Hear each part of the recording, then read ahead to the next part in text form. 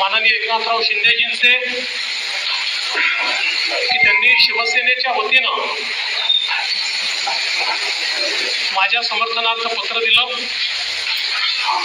आणि महायुतीचा मुख्यमंत्री म्हणून माझा शपथविधी करावा अशा प्रकारची विनंती त्यांनी माननीय राज्यपालांना केली आहे।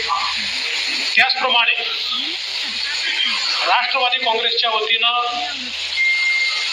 राष्ट्रवादी काँग्रेसचे अध्यक्ष आणि उपमुख्यमंत्री माननीय अजितदादा पवार यांनी देखील त्याच आशयाचं पत्र देऊन मला मुख्यमंत्री म्हणून शपथ द्यावी अशा प्रकारची विनंती केलेली आहे।